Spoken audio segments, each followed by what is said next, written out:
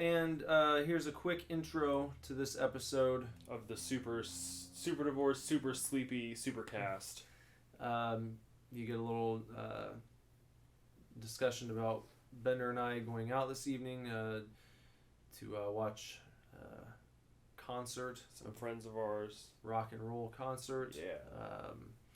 Some super scary. Yep. Featuring Jason X. My favorite Jason movie. Just a little bit of... Not ashamed. It's okay. You're allowed. Just a little bit of some video game talk, and that's about it. As Bender said, it's a super sleepy Supercast tonight. We talk about Beakman's World for a bit. Yeah, we do. Yeah. And we try to figure out why Bill Nye is more famous than him. Mm-hmm. It's an interesting discussion. Yeah.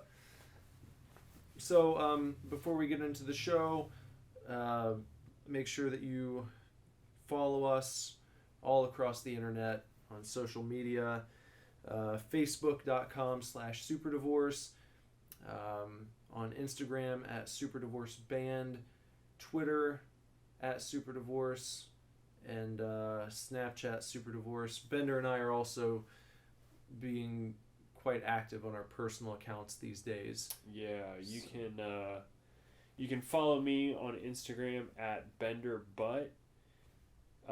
You can follow me on Twitter now.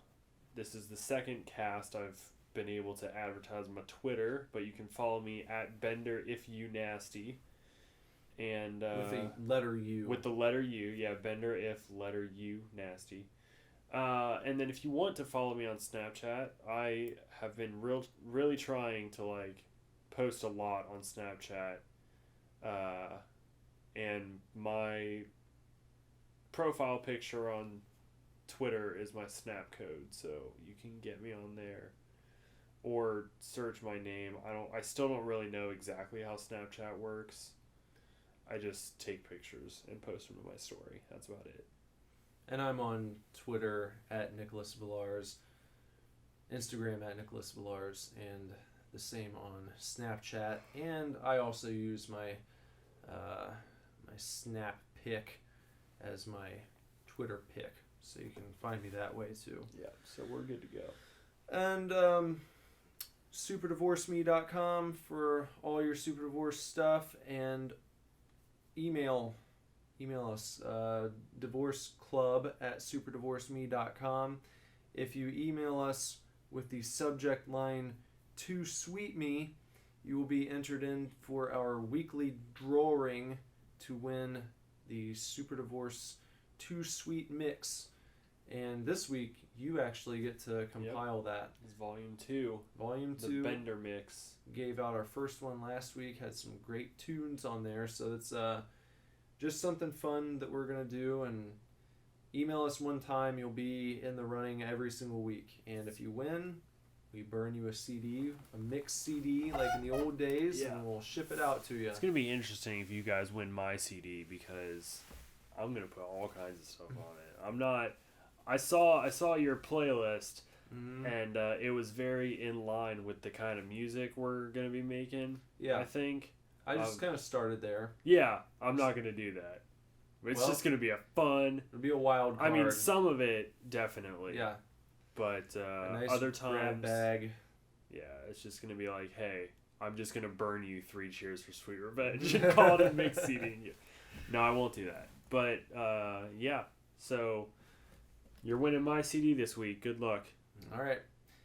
And then also in that email, divorceclub@superdivorceme.com, subject line "Too Sweet Me," and in the body of the message, make sure you include your shipping address so that we can ship you the CD if you win it. Yep. Free of charge. Free of charge. Totally free. All free. Everything's free. Just email us. Yep. And that's it. So enjoy the show. Yeah. Bye. We are not getting a divorce. We are not getting a divorce. We are not getting a divorce.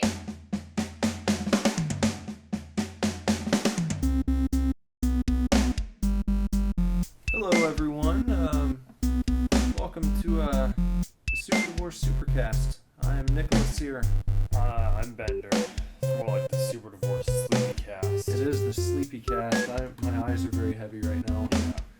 Bender and I just returned back to my home from an evening out. Yep. We went to see a couple bands that we go way back with. Yeah, we do now. Now it has been a while. Yeah. But some of our very good friends in Dynamite, Thunderpunch, and Abertooth, Lincoln, some bands that we met right after I joined the band. Within the first couple shows we played, once I had joined, we met both of them, and we've been playing together ever since. So coming up on like 4 years now. Probably, yeah. Just whenever one of us takes the initiative to set up a show, we typically call each other and see if we can play. So it was cool to see both of them without... I know you've seen both since the last time we played together, but I've never gone to see both of them without having to play myself. Yeah. So it's cool to just go and hang out. Yeah.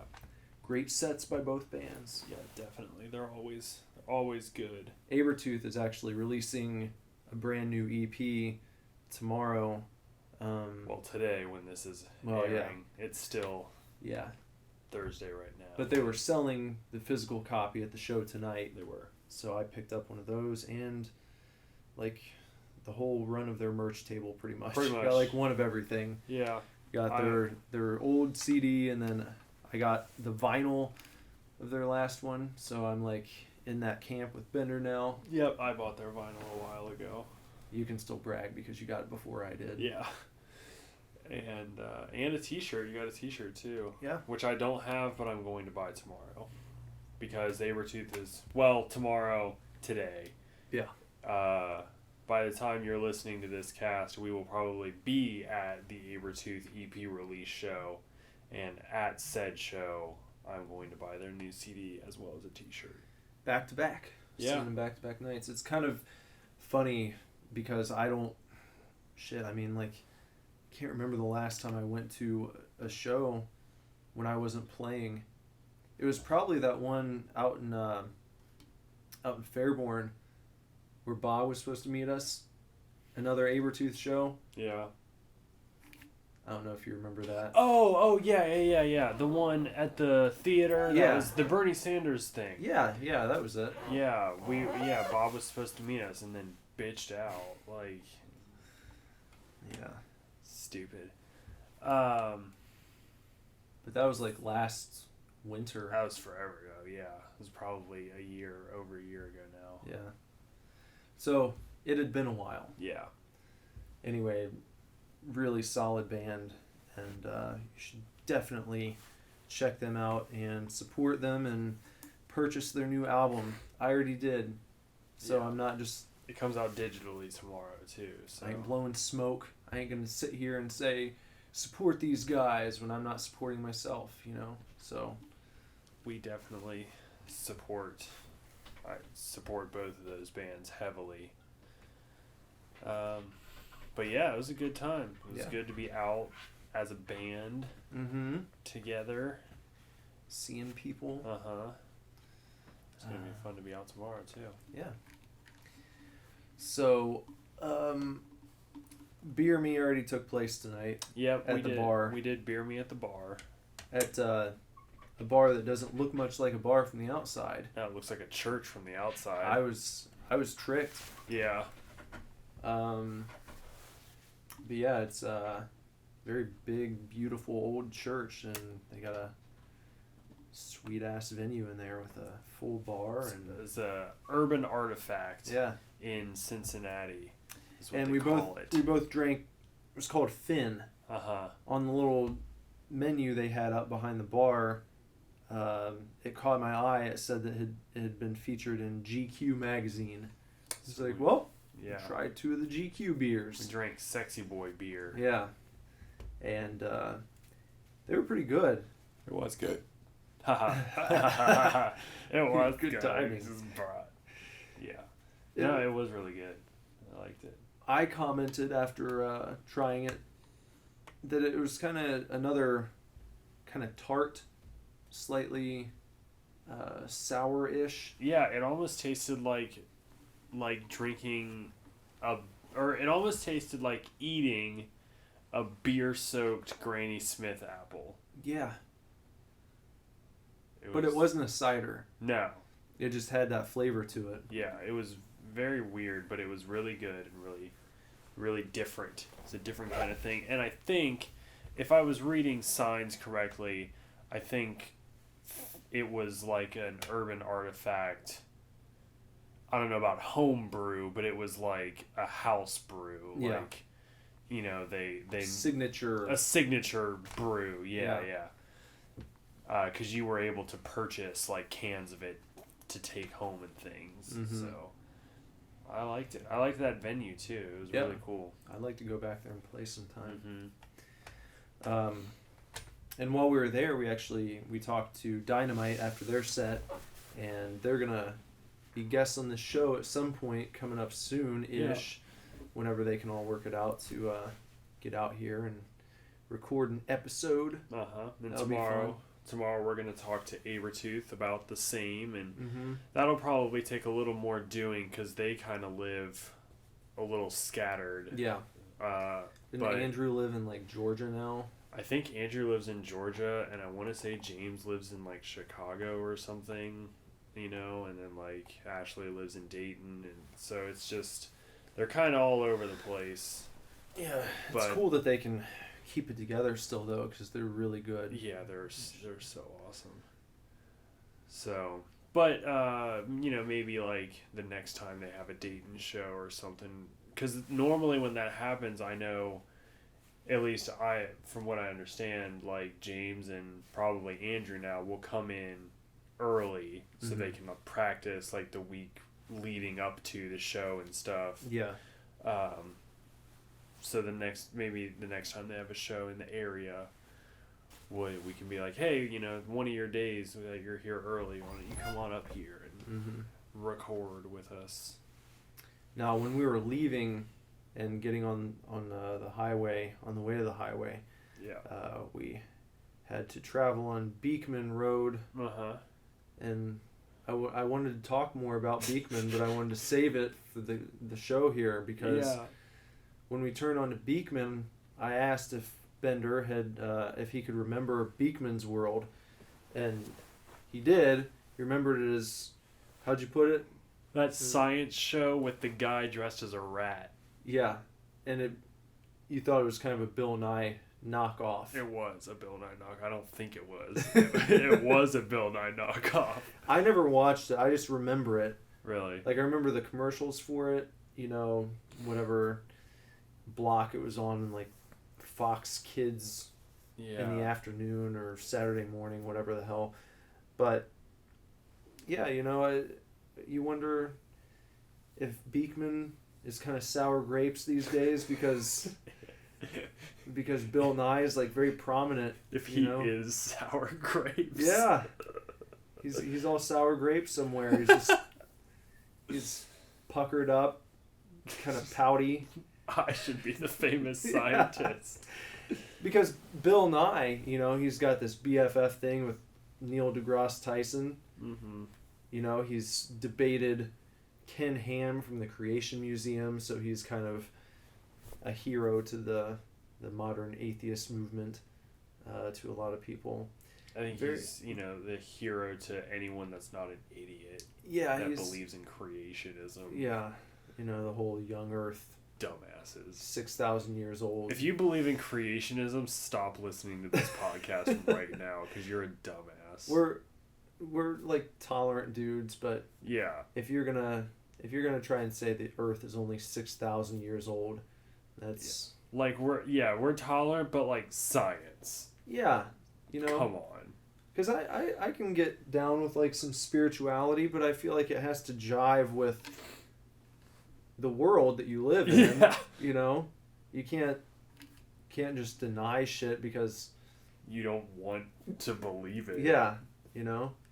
Well, carbon dating puts the Earth at around 6 billion years old. Nope. Wrong. Yeah. That's not true. It's not what this book says. Like, Anyways, back to Yeah. Beakman. Back to Beakman. Maybe Beakman could come at it from the other side, Yeah. and he can join forces and try and show why the Earth is only 6,000 years old, and he could kind of team up with the creationists and take on Bill Nye head to head. You know, the thing about Beakman's show, though, is, like, it was very obviously a Bill Nye knockoff, but it was, like, zanier in a way. Yeah, that's And, a good like- word. It was very zany. It was zanier than Bill Nye, but you still kind of learned something. It was also one of those shows that, like, I kind of always wanted to watch, Yeah. but could never quite catch it on TV. Mm-hmm. But when I did, I was just like, oh, well, I wish this was Bill Nye, but, like, it'll do, Yeah. you know? And I just, like, I can't get the image of that dude dressed as a fucking mouse rat thing. Like, why? That blows it for you. It does. Like, what is the purpose of this fucking old man just dressed as a rat? Like, We have to watch and find out. I guess I'm gonna That's- go home and illegally download the entire series of Beakman's It's World. probably just on YouTube. Probably. I doubt you even have to go through downloading it. I still want to live dangerously. Okay. Download it. Find it on. Find a torrent. Yeah. And download the entire Beakman's World series. Oh God. What if you became a huge fan? like You like scouring the internet for like Beakman's World Yeah. T-shirts and merch. you like forced me to delete this episode. You can't stomach the idea of the things you said about Beakman. Well, I don't I'm not. It's weird, or it's weird because like I don't hate it, and I would have watched it, but I just like always would have watched it with the thought in mind that like it's not as good as Bill Nye, but like it's still a weird science show, and when I was little, I thought science was cool. I never thought it was cool enough to like actually study it. Yeah. You know, but science was just sort of like an interesting subject. Well, there's like experiments, Yeah, and and it mixing was things, things and volcanoes. yeah, and- it was like science was always the one subject in school that I was like really interested in, but it was really hard. So I was Yeah. like, this is fun, but I'm not gonna try at it. Yeah. Well, I didn't like chemistry. That bugged me. I might have taken chemistry once, and it was just like fucking terrible. I didn't like filling out the lab reports and all that shit. And, no thanks. I was bad at school. I was bad at all school pretty much, I think except I for do- like English. I do much better now because I'm more interested in things and I could jive with it. But back then, no thanks. Yeah. I was doodling on my worksheets. And, Yep. I spent like a whole math class just like drawing one time.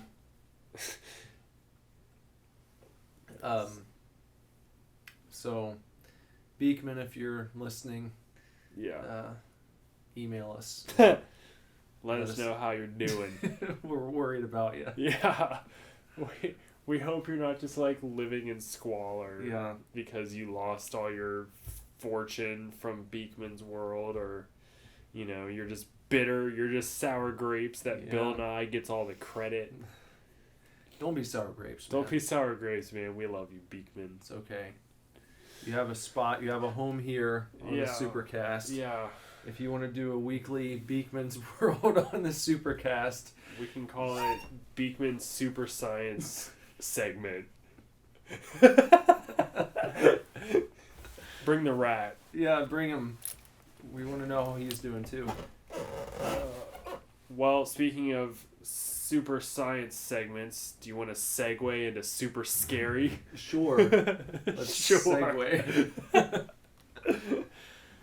This week we are going to be discussing Jason X. Because it's Friday the 13th right now, as you're listening to this. It is Friday the 13th. It actually it's is. after midnight. Yeah. After midnight. Jason X, probably my favorite Friday the 13th film. I mean, like I just watched it again today for probably the first time since I rented it in like 2002, whenever. Yeah. 2001, I think, is when it came out, actually. But I did not see it in theaters. I did rent it, so 2002 is probably accurate. It's probably when I watched it. Yeah. And I have not watched it since until earlier today. And I will not watch it again. Like,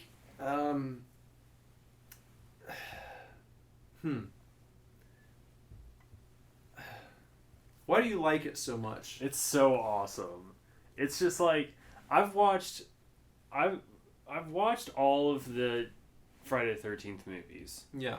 And I've seen Hold on, I'm going to cut you off real quick. Yeah. Just very quick synopsis. Uh-huh. In case you're not familiar with Jason X, here's the plot. It's in space. It's in space.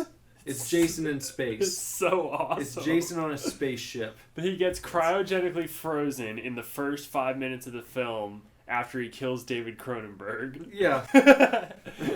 And so he gets cryogenically frozen, and then 455 years later, some college students, of course, who are on expedition to the dead Earth, find him, take him aboard their ship, thaw him out, and he kills everybody. I want to know why there was like this top secret research facility in Crystal Lake. Yeah, the Crystal Lake Well, it's because they captured Jason. So they built an entire underground complex just to house Jason Voorhees. Yeah.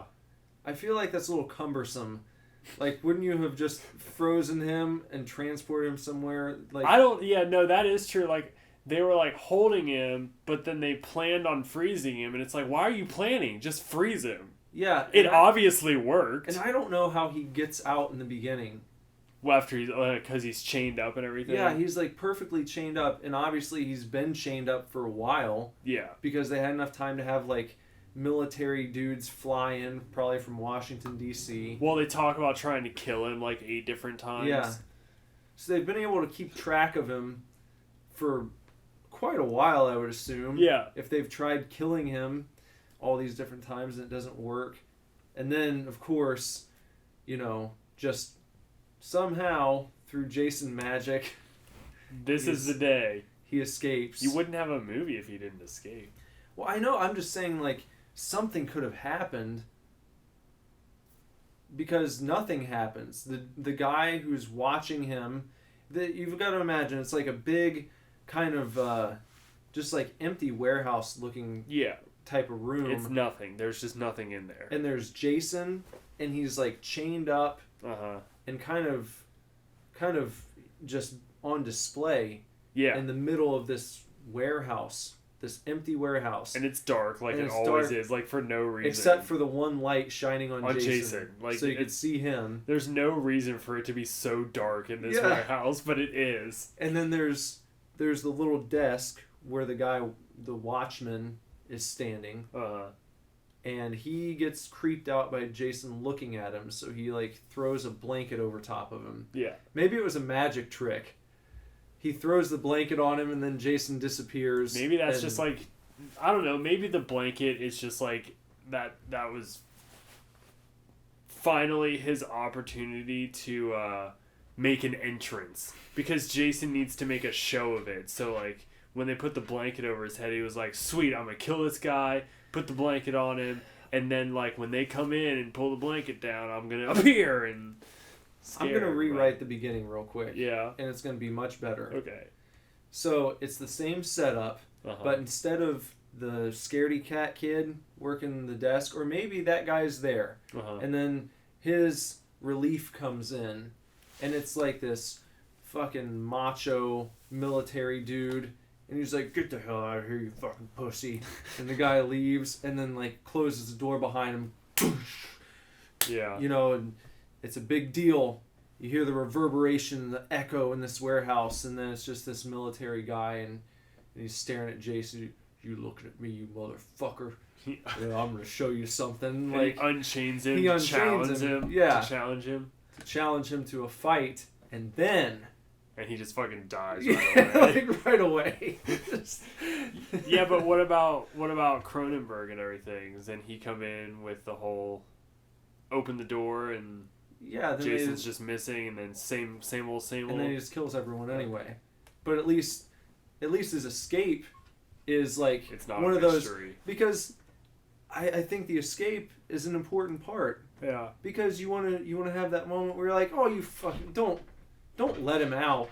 You really think you're gonna kill this guy, and then then he gets handled very easily, and you have your movie. I wonder why they did it that way. I really do. I don't know. I don't know why I care so much about this, but of course it gets way better once they get into space. Yeah. Like, so these college students and their professor, find Jason and the one chick that he stabbed through the cryopod. Yeah, through 5 inches of sheet metal with an old rusty machete that he's probably had since 1980. Just pokes it through and gets her in the abdomen. So the students take the 2 bodies back up into space in their spaceships, and they have nanobots basically. Mm-hmm. I don't know if we've ever talked about it on the podcast, but we've talked about how nanobots are going to keep us alive one day. So they put the chick on the bed and they nanobot her back to life. They're actually ants. There's some weird kind of ant. They're all silver though. I thought they were robotic ants. They are. I think they either call them ants. They just call them ants. Okay. But they're like nanobots. Yeah. Yeah. They could have called them Nants. Missed opportunity. Yeah. We're smarter in 2017. But, so they bring the chick back to life, and of course she's just like, where's Jason and everything, and they're like, oh no, he's here, he's fine, he's still frozen, even though he's thawing the entire time. And then she starts freaking out, and they're like, no, it's cool. Also, the doctor wants to keep Jason because he's worth money. And he's going to sell him on the black market. He's going to sell the most notorious serial killer on the black market. Yeah. I like the guy that he calls, mm-hmm. Who wakes up in bed and he just has a mild lisp. Mm-hmm. He's missing his 2 front teeth, isn't he? I probably. He's missing some teeth. And he's just like, that's not Jason Voorhees.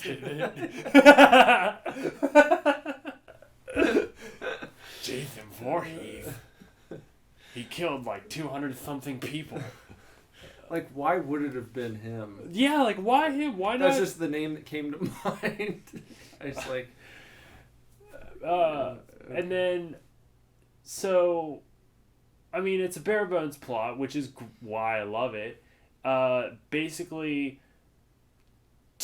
2 or 3 couples out of the dozen or so people on the ship start banging, and that's what brings Jason back to life. Yeah. Did you notice? Mm-hmm. Those 2 that chick and that dude are getting it on, and then Jason sits up. Yeah. From 455 years of cryostasis, Someone's he's just having sex in here.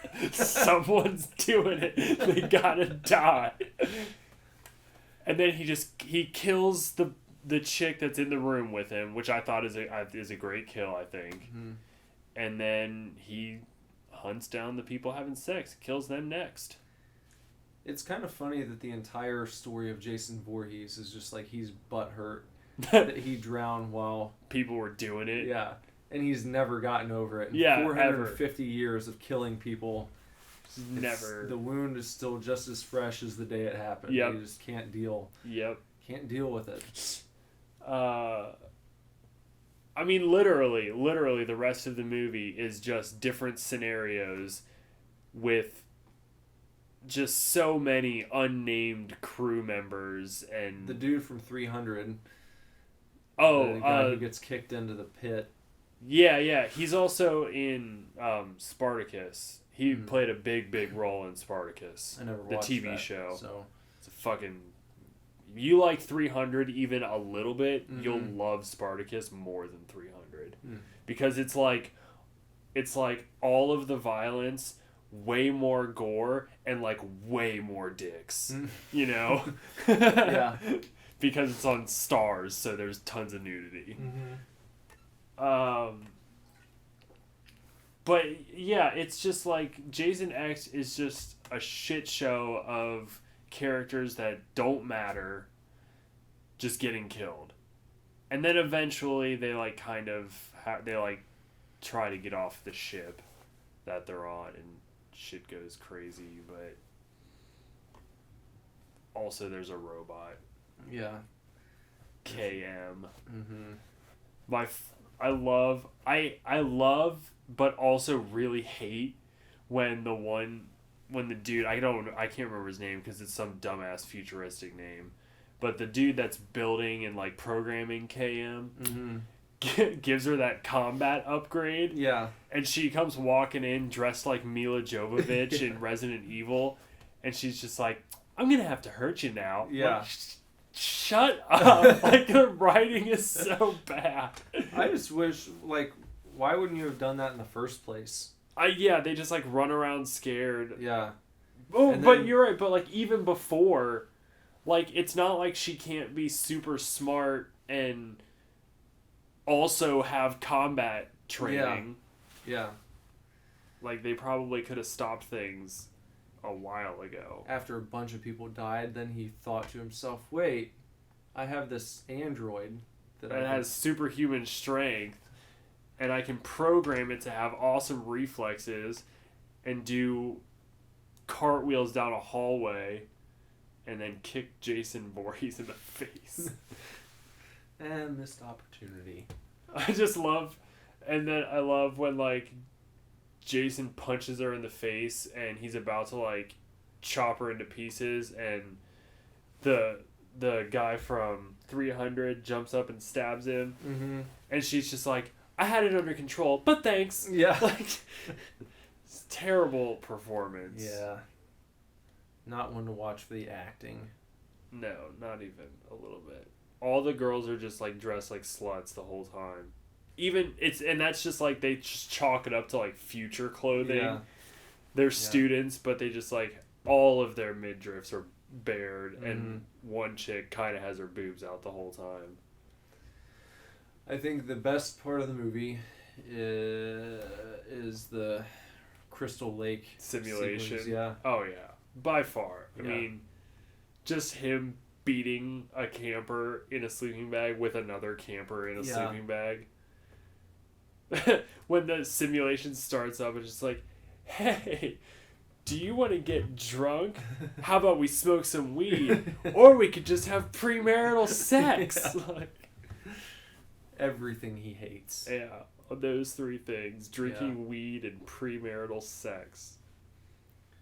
So it's, I mean, it's definitely not a serious entry into the Jason franchise. No, but It's tongue-in-cheek, very much so. I don't know, man. I love it. I love how campy it is. I think part of it has to do with, like, I love space horror, and I mean, you can hardly qualify it as space horror, Yeah. but just the simple fact that it takes place in space, I'm like, okay. Yeah. Because, and you know, I think it's like, there's an appeal there because there's always that running joke, you know, I don't know, anytime somebody makes like a fake trailer or something, or a fake sequel, it's always blah, blah, blah, in space! Yeah. So then you actually get Jason in space! So it's kind of like a guilty pleasure payoff there. Leprechaun went to space. I haven't seen Leprechaun. Oh. I've only seen the first one. I haven't watched any other ones. Yeah. Well, I mean, I'd watch it again just for fun. It's you know. super fun. It's It more is- fun to watch than other Friday the 13th movies. It'd be fun to watch with a group too. I think it's one of those. There's a lot you could poke fun at. You know. Like the end when Jason becomes a meteor and is like, Yeah. and the dude is just on his back, On his like back. punching him. It looked like they're blasting off. Like it's So very unintentionally triumphant. You know. Like, Yeah. They've become best friends. They're gonna travel the galaxy together. Yeah. I love when Jason is like, floating through space towards their, escape ship, and he's Yeah. just like, and they're like, he's coming this way, and they're like, are you fucking kidding me? Yeah. And then it's just like, Yeah, it's like catches Looney him. Tunes. Yeah, it is like Looney Tunes.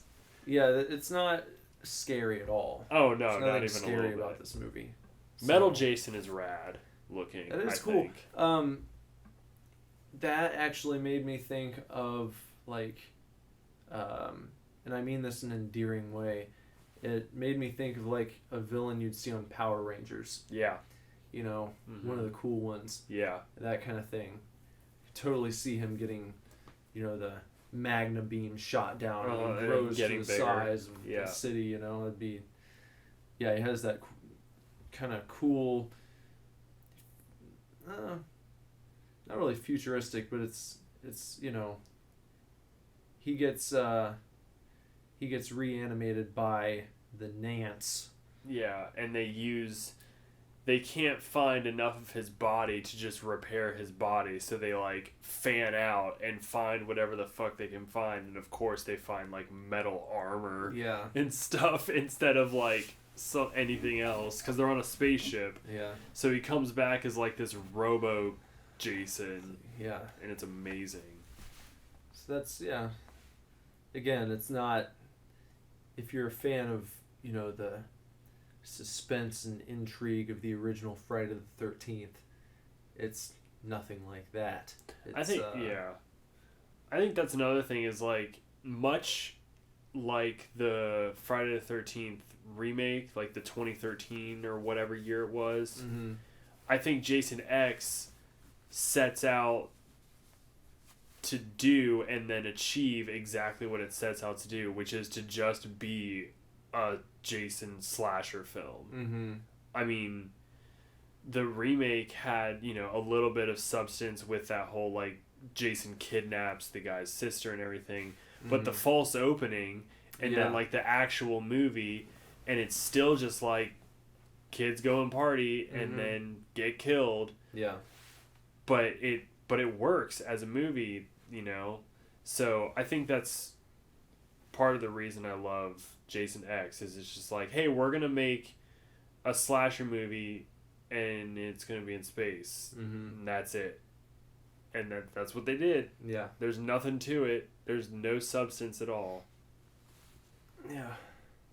So worth checking out if you haven't seen it. Yeah, And watch maybe if you have, watch well, Jason X. watch It's it better again. than It's Jason fun. Takes Manhattan, I think. Yeah. I didn't like that one. Yeah, it's take it or leave it. The only thing I remember from that one is like they're like kids on a boat for a little bit, Mm-hmm. I think, and he kills like this punk rock chick. I always remember the fight scene on top of the building where the guy's like boxing him. And he punches his head off. Yeah. Yeah. Yeah. Yeah, that one's not good. So yeah, that's that. In other news, we got the Nintendo Switch big reveal tonight. Yes, we did. Big press conference deal. So, you sold on it? Uh-huh. I mean, I think I was sold on it at the first, like, they put out, like, that 3-minute trailer where they didn't even show, like, any real gameplay. It was just, like, this is what you can do with it. Mm-hmm. I think I was sold then, but, I mean, I myself didn't really watch. I didn't watch the presentation because you were watching while we were driving home. Yeah. But I'm definitely going to watch it. We might be able to talk about it a little more in depth, like next cast. Yeah. But I'm pretty sold. I've been pretty sold on it. Cool that you're getting Zelda as a launch title. That's Yeah. pretty neat. And then a new Mario game in the holidays. That sounds really cool. Yeah. I'm for as little as a gamer as I am, I never beat Mario 64 because, I mean, I haven't played it in a long, long time. Mm-hmm. But I was pretty young when I was playing it. Still got pretty far, though. I probably beat at least second Bowser. Yeah. You know, which is, I feel like, impressive for a child. Yeah. And I beat Mario Sunshine. And just those two games, there's something about them, like, no matter how frustrated I get, like, I kept trying at Mario Sunshine. It took me, like, over a year to beat it, but I did it, you know, collected all the fucking stars and got to Bowser and beat Bowser and everything. They're just really well crafted games, I think. I think this new one will be like that. So I hope so. It looks pretty cool. What else? I don't really have anything comic-wise to talk about because I still need to get caught up. I'm probably going to go buy some tomorrow. So next time.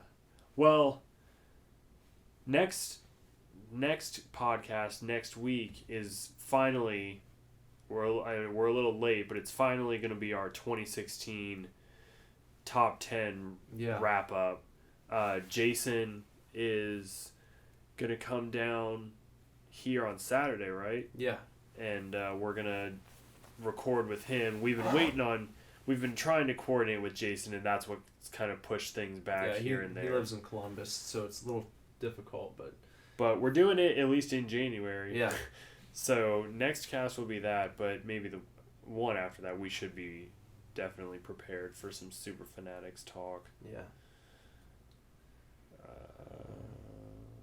don't know. I think the Super Sleepy cast is nearing its end. Yeah, we knew this was going to be a short cast when we started it. Yeah. We just are old and had a long day. That's all. Well, I don't know what time you woke up. I got up at 9. Okay. I got up at 6. Yeah, see? So ridiculous. That's a good day's work. Yeah, for sure. Nothing wrong with that. So, stick around here. We'll wrap it up, and we will see you guys next time.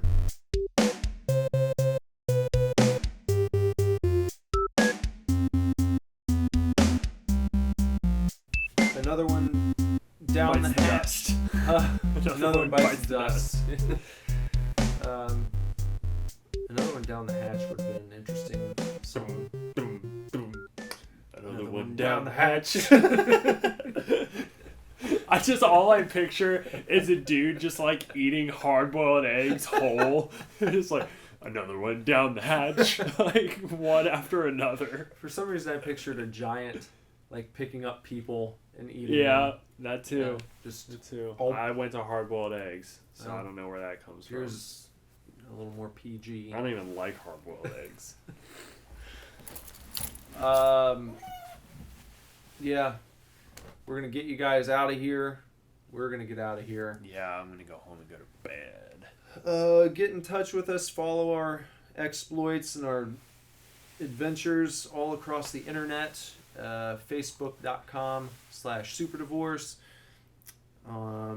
Instagram @SuperDivorceBand. Twitter @SuperDivorce. And Snapchat @SuperDivorce. Refer to the intro for our personal followings, which we are very active on. Yep. Mine are all very easy. Just Nicholas Villar's. Yeah. You can listen to the intro for mine because they're difficult. It's fine. And then the email. The email. So if you email divorceclub@superdivorceme.com and put "to sweet me" in the subject line and your shipping address in the body of the email with another message or praise for how awesome we are, you will be entered to win the Too Sweet Mix, a mix CD of songs curated by both of us. We're switching weeks. And all you got to do is send us one email and you'll be entered for every drawing. Yep. and then we'll send you the CD if you win for free. So this week, you're winning my CD. The first one. Super Divorce 2 Sweet Mix Volume 2. Could be yours. All it costs you is the time it takes to send that email. I'm just going to title all of my mixes with my Twitter handle so people follow me. It's going to be Volume 2, Bender If You Nasty. That's a good idea. That's it. That's it. We'll see you next week for our 2016 Top 10 Album Year in Review. It'll be a good one. With Jason Vanover. Thank you guys for listening. Have a good night. Bye-bye. Super Divorce.